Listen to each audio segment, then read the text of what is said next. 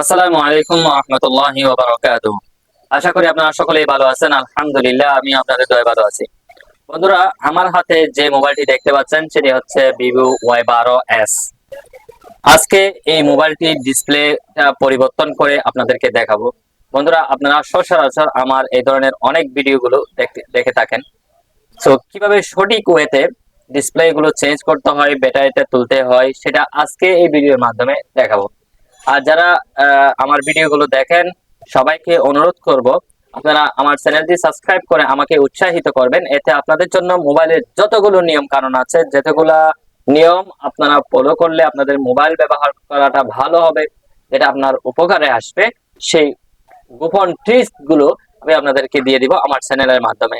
তাই যে কোনো মুহূর্তে যে কোনো ভিডিও দিলে যেন আপনারা পান, সেজন্য আপনারা আমার চ্যানেলটি সাবস্ক্রাইব করে পাশে থাকবেন। যাই হোক বন্ধুরা, আপনাদের সময়টুকু আমি লস না করে মূল্যবান কথাগুলো আপনাদেরকে দেখিয়ে দিচ্ছি। দেখুন, অনেক টেকনিশিয়ান ভাইয়েরা আছেন যে আমরা ক্যামেরাটা দেখে রাখি না, ময়লা ধরে যায়।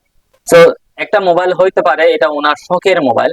তো এটা যদি আমরা নিজের মোবাইলের মতো করে যত্ন করে রাখি, যত্ন করে সার্ভিস করি, তাহলে এটা ওনার ভালো হবে।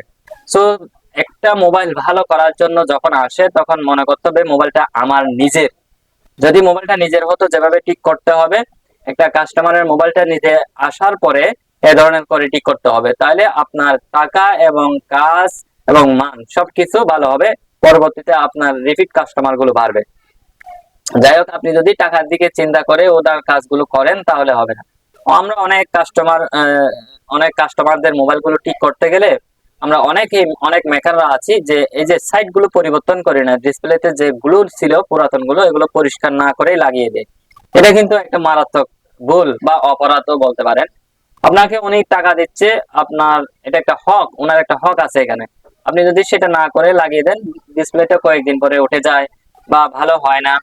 তো আপনি যদি এই ডিসপ্লেটা এভাবে একটু পরিষ্কার করে, আপনার 2 মিনিট কষ্ট করে ভালোভাবে পরিষ্কার করে যদি ডিসপ্লেটা লাগান, সেক্ষেত্রে অবশ্যই ডিসপ্লেটা ভালোভাবে লাগে এবং মানটা ভালো হয়, আপনার কাজও সুন্দর হয়, ফিনিশিংটাও সুন্দর হয়, আপনার দোকানের মানটাও বাঁচায় থাকে এবং আপনার কাজটাও হালাল ভাবে হয়।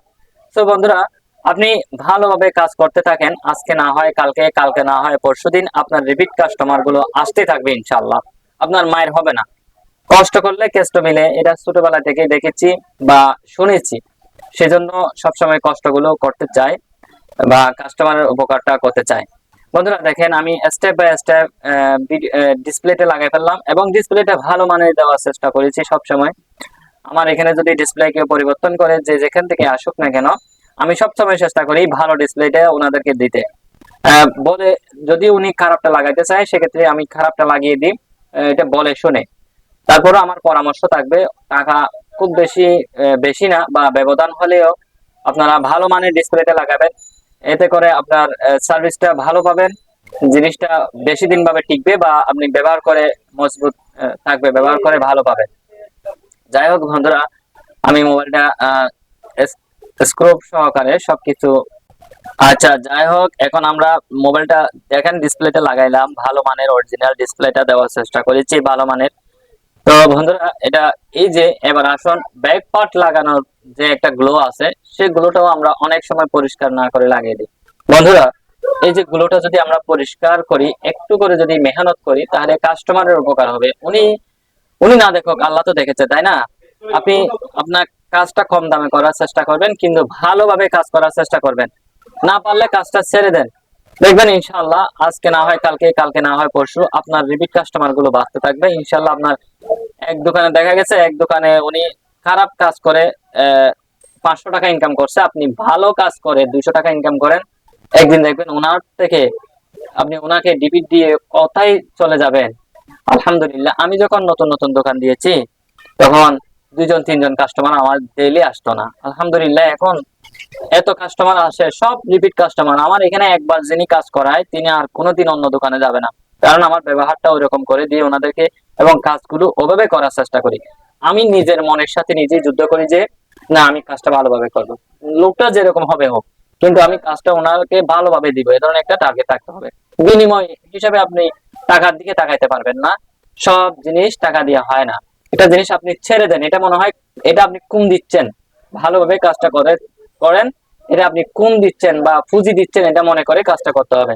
দেখবেন ইনশাআল্লাহ আপনি একদিন সফল সফল হয়ে যাবেন।